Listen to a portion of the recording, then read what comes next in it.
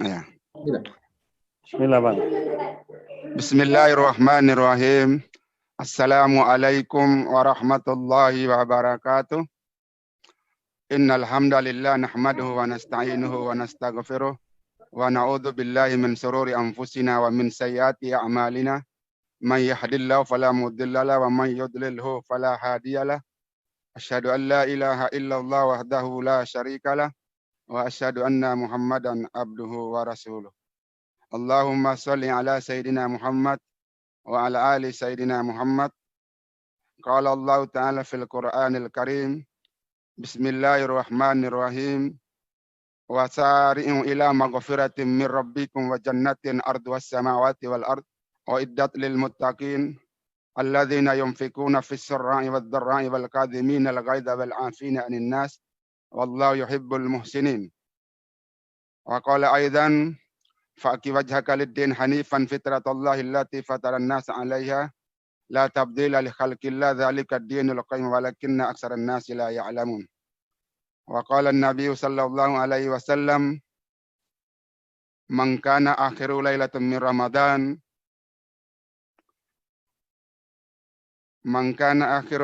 ramadan bakatis samawati wal ardi wal malaikati li ummatin Muhammad li musibatin kila ay musibah ya Rasulullah dhahaba Ramadan li anna da'wati mustajabah wa sadaqati maqbulah. Wa qala aidan taraktu fil hawa fa ajlasani fil hawa. Para pendengar, teman-teman HMI dan kami seluruh NTT di mana saja Anda berada. Alhamdulillah berkat izin dan kehendak Allah Subhanahu wa taala. Malam ini kita bersua di acara Halal bil Halal.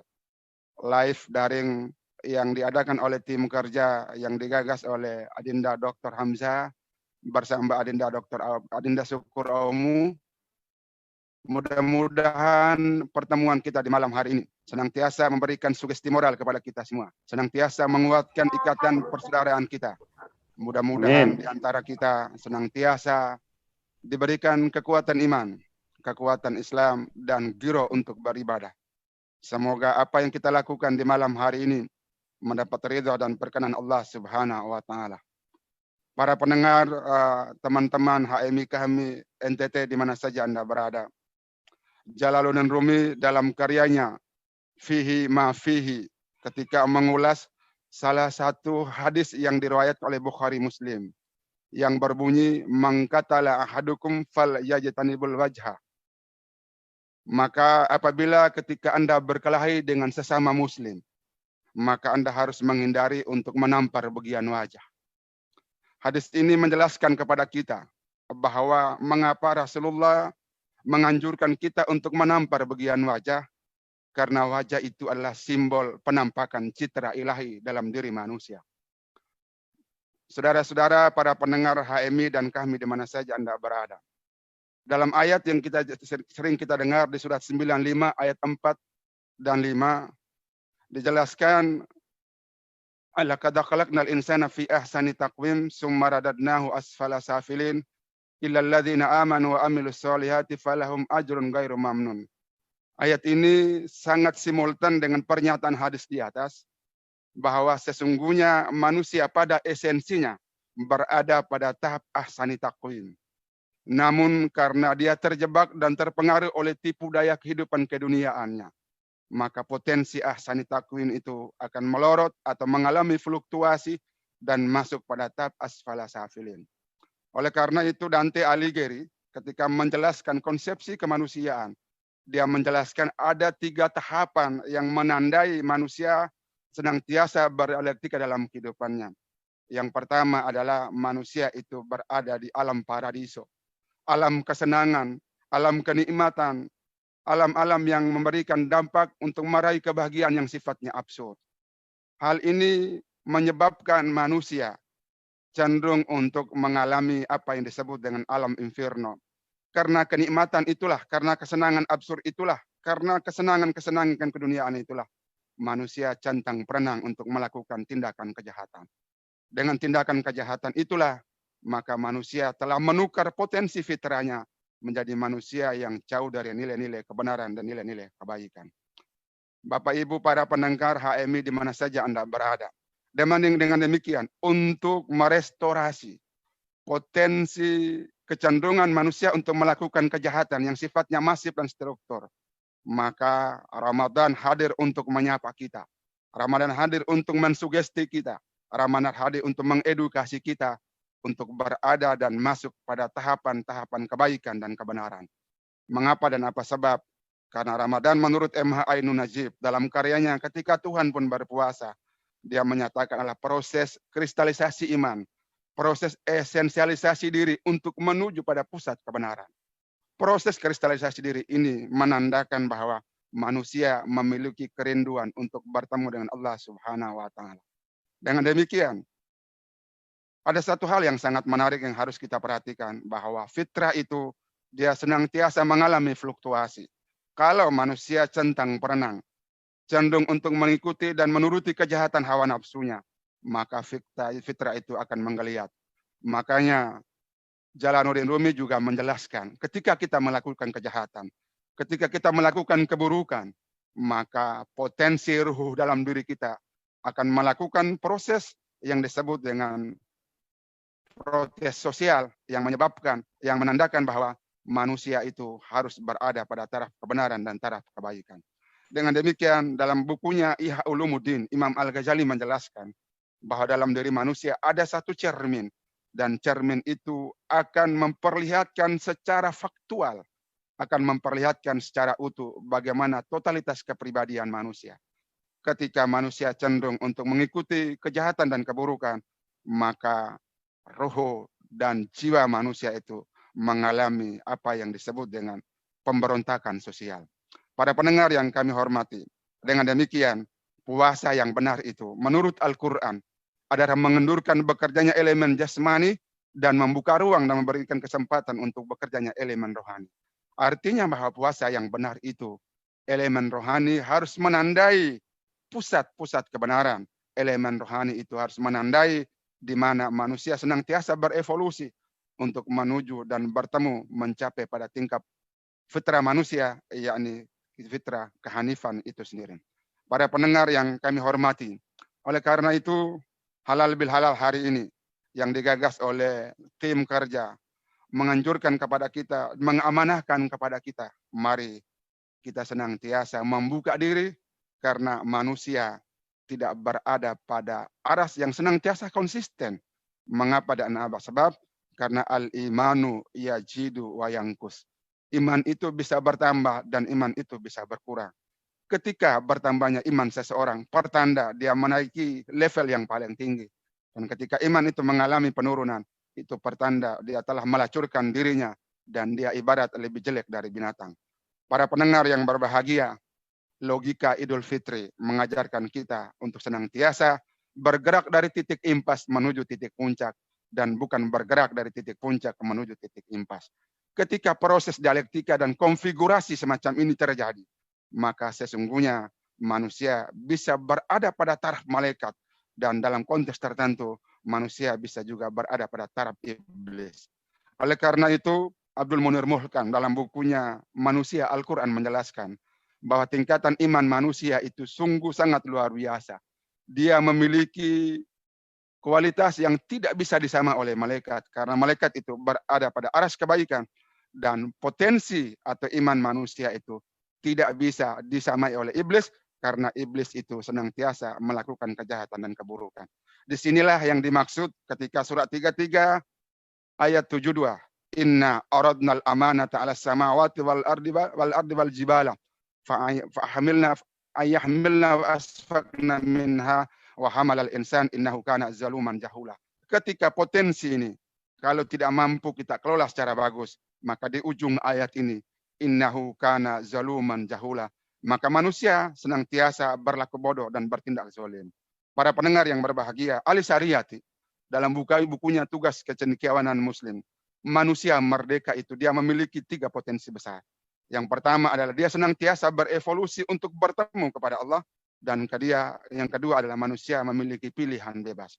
Ketika perspektif pilihan bebas inilah banyak manusia cenderung untuk mengalami fluktuasi keimanannya. Fluktuasi ketakwaannya mengalami. Karena pilihan bebas. Faman syafal mu'min, faman syafal yakfur. Silakan Anda beriman dan silakan Anda kafir. Ketika pilihan ini manusia tidak berada pada taras konsisten atau keseimbangan telah mengalami kehilangan konsistensinya, maka manusia itu akan terjebak dan masuk kepada alam inferno sebagaimana yang dicetuskan oleh Dante Alighieri.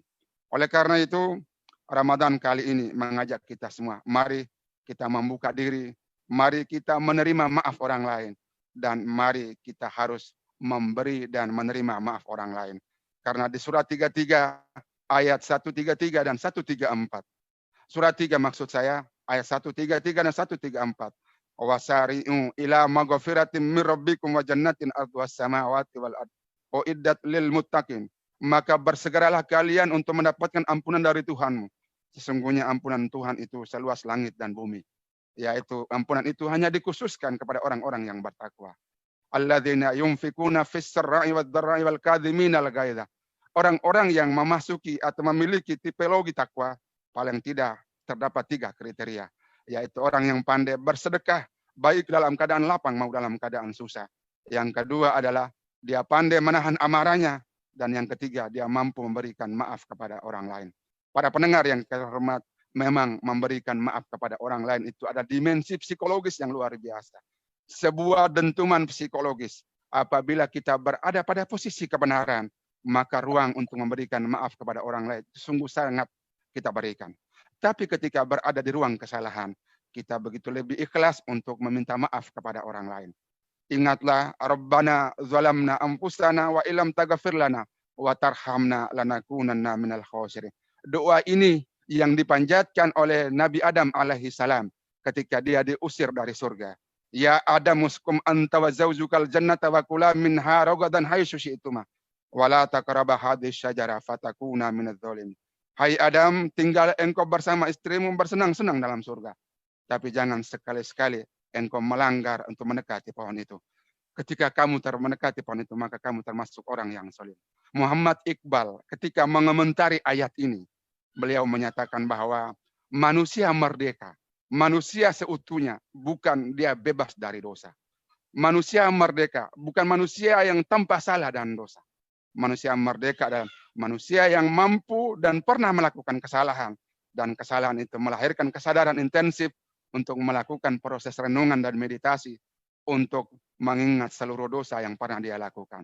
Oleh karena itu, dalam kacamata Muhammad Iqbal, kejatuhan Adam dalam konteks surat 3, ini dijelaskan bahwa surat 2 ayat 30 ini dijelaskan bahwa bukan semata kesalahan Adam ensik, tapi merupakan bagian dari skenario yang telah diciptakan oleh Allah Subhanahu wa taala.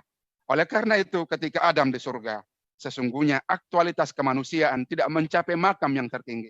Karena surga itu menurut Muhammad Iqbal adalah alam primitif, dan ketika alam primitif itu dia berusaha memberontak, dan ketika dia memberontak dia melakukan pelanggaran untuk memakan buah khuld. Makanya René Descartes menyatakan, aku berpikir maka aku ada, maka ujung pemberontakan itu adalah upaya untuk menemukan jati dirinya sebagai manusia al-insan al-kamil. Para pendengar yang kami hormati, dengan demikian marilah dengan senang hati, dengan hati terbuka, dengan hati yang lapang kita memberikan maaf orang lain. Orang yang mampu mengarifi kesalahan orang lain, itu pertanda ruang hatinya telah mengalami sebuah kristalisasi nilai-nilai takwa. Takwa itu menurut Fazlur Rahman, hadirnya kapasitas diri untuk melindungi diri agar tidak melakukan dosa-dosa kolektif ataupun dosa-dosa sosial. Dengan demikian, takwa itu artinya dia menuntun kita, dia mengarahkan kita untuk berupaya untuk mengadvokasi diri. Jangan sampai kita terjebak pada dosa-dosa sosial maupun dosa-dosa kolektif. Di sisi yang lain, takwa ini juga melahirkan satu dimensi yang sungguh luar biasa. Dalam Al-Quran dijelaskan, "Dzuribat alaihimud dzillatu aina ma suqifu illa bihablin minallahi wa hablin minan nas." Akan kami timpakan sebuah kenistaan itu kepada umat manusia. Kalau ruang hatinya hampa dari dimensi kerinduan kepada Allah Subhanahu wa taala, dan ketika kehampaan ruang hatinya berimplikasi pada enggannya manusia berempati sosial. Padahal menurut Fadlur Rahman, lagi-lagi saya katakan Fadlur Rahman menyatakan, secara sistematika Al-Quran itu berisi 100% ajaran. 65% berbicara tentang ibadah sosial atau ibadah esoteris. Sedangkan ibadah esoteris atau ibadah batin itu dia berada pada dimensi 35%. Dengan demikian, marilah dalam konteks berhalal bil halal ini, apalagi kita telah dianjurkan oleh pemerintah untuk memasuki satu era ini disebut dengan era new normal. Artinya bahwa new normal itu kita kembali kepada posisi semula. Dengan demikian, kata Idul Fitri menurut Quraish Shihab dijelaskan ada 3 perspektif. Yang pertama adalah agama, jalan agama yang benar. Yang kedua, kembali kepada pusat kesucian manusia. Dan ketiga adalah kembali kepada pusat kejadian manusia. Dari 3 perspektif ini, ketika kita didadar dengan puasa, kita mampu menjadi manusia merdeka dan meraih derajat la'allakum tattaqun. Dengan demikian, minal aidin wal faizin adalah salah satu bukti bahwa kita telah meraih kemenangan personal di tengah kemenangan-kemenangan yang lain. Dan ketika minal aidin itu kita kembali untuk mendadar kita menjadi manusia yang terbaru.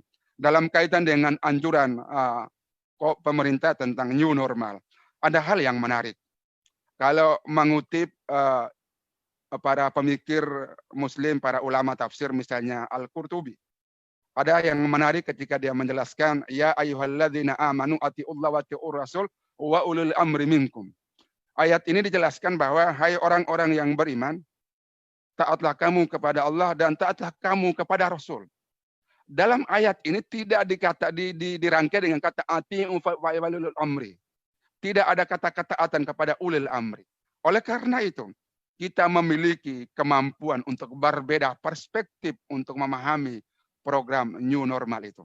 Kalau program new normal itu tidak diantisipasi, tidak dikelola secara bagus, tidak didesain secara sistematis, maka menurut bahasa Adinda Munir, salah seorang tokoh muda yang luar biasa jeniusnya, luar biasa cerdasnya, ini pertanda kita akan mengalami apa yang disebut dalam bahasa Yunani, homo homonolophus apis pacem parabellum. Manusia adalah serigala bagi manusia yang lain. Jika ingin damai, maka kita berperang. Oleh karena itu saya khawatir, jangan sampai new normal ini tidak dikelola secara bijak, maka akan melahirkan apa yang disebut dengan resistensi sosial. Kalau resistensi sosial ini terjadi, maka gerakan civil society itu menjadi tanda alarm besar bagi kehancuran bangsa dan negara ini ke depan. Dengan demikian, tidak boleh pernah ada ketakutan, karena sumber musibah itu semuanya dari Allah Subhanahu wa taala. Alladzi khalaqal mauta wal hayata liyabluwakum ayyukum ahsanu amala. Telah kami menjadikan hidup dan mati itu. Ujungnya apa? Maksudnya apa? Adalah mengukur siapa di antara kita memiliki iman yang paling bagus. Oleh karena tidak perlu takut dengan kematian. Tidak perlu takut dengan ancaman virus corona. Kalau kita mau telusuri sumber virus corona ini, sesungguhnya desain yang sistematis yang dilakukan manusia. Makanya dalam Al-Quran, misalnya di surat Al-Fil, bahwa salah satu virus yang berbahaya yang pernah terjadi dalam sejarah kehidupan manusia adalah ketika burung ababil mengambil virus itu dari neraka dan menyebarkan dan melemparkan kepada rombongan Raja Abraha. Dalam hitungan seketika, rombongan Raja Abraha itu kolaps dan mati bergentayangan. Itu pertanda bahwa wa makaru wa makarallah wallahu khairul makiru. Sesungguhnya barang siapa berbuat makar, sesungguh Allah itu punya makar yang lebih bagus. Sesungguhnya Allah itu sumber makar yang tidak bisa ditanding oleh manusia. Oleh karena itu kepada teman-teman yang saya hormati, mari kita tingkatkan keimanan kita. Kita tingkatkan ketakwaan kita. Kita hadapi situasi apapun yang mencekam hari ini. Situasi apapun yang menderah kita hari ini. Tidak boleh mundur selangkah. Mengapa? Mati dan hidup itu telah menjadi hukum sunnatullah. Qul innal mautalladzi tafiruna minhu fa innahu mulaqikum. Katakanlah sesungguhnya mati itu pasti. Dan tidak ada satu manusia pun bisa lari dari kematian itu. Dengan demikian, mari kepada para aktivis dan mantan aktivis, mari kita satukan semangat kita. Kita satukan persepsi kita. Kita satukan komitmen kita untuk menghadapi situasi apapun yang begitu gawat, jangan sampai menurunkan kadar ketakwaan kita kepada Allah Subhanahu wa taala. Dengan demikian, Idul Fitri mengajak kita semua untuk melakukan proses evolusi diri, proses evaluasi diri, proses muhasabah diri, karena dengan cara itulah kita mampu meraih derajat la'allakum tattaqun. Imam Al-Ghazali dalam bukunya Kimyatus Sa'adah, kebahagiaan kimiawi, dia menjelaskan salah satu kebahagiaan yang paling esensial dalam hidup ini bukan kebahagiaan material, tapi kebahagiaan untuk bertemu dengan Allah Subhanahu wa taala. Faman kana yarju liqa rabbi falyamal amalan sholihan wa la yusyrik bi ibadati rabbi ahada. Maka barang siapa rindu berjumpa dan bersua dengan Allah, maka lakukan dua hal, yakni melaksanakan amal saleh dan tidak boleh main-main dengan amal soleh ini. Yang kedua, jangan sekali-sekali kita menghadirkan syirik dalam hidup kita. Wa man a'rada an dzikri fa innalahu ma'isyatan dhanka wa nahsuruhu yaumal qiyamati a'ma. Maka barang siapa berpaling dari mengingat kota Allah Subhanahu wa taala, maka sesungguhnya kami akan berikan kepada mereka kehidupan yang sempit, dan di yaumil qiyamah kita dibangkitkan bersama orang-orang yang buta. Para pendengar yang terhormat, kita tidak menginginkan kita akan terjebak pada satu level yang disebut dengan level asfala safilin, karena dalam diri manusia ada 3 potensi. Wallahu akhrajakum min butuni ummahatikum la ta'lamuna syai'an wa ja'ala lakum as-sama wal absara wal afaidah la'allakum tashkurun, yakni pendengaran, penglihatan dan hati, karena hati itu tidak pernah mengingkari fakta-fakta kebenaran, hati itu tidak pernah mengingkari fakta-fakta kesucian dan fakta-fakta kefitrian yang ada pada diri manusia. Dan akhirnya ada satu ungkapan orang Solor, wa qad yurja li jahri sayfi burun wala burun lima jajar halisan. Jika ada pedang melukai hati, maka ada harapan untuk sembuh. Jika lidah menyabet perasaan, kemana obat hendak aku cari. Hanya inilah pengantar kami, mudah-mudahan memberikan pesan moral dan sugesti yang berarti bagi kita semua untuk menata kehidupan kita dan mampu meraih manusia terbaik di sisi Allah Subhanahu wa taala. Wabillahi taufiq wal hidayah. Wassalamualaikum warahmatullahi wabarakatuh. Waalaikumsalam warahmatullahi wabarakatuh.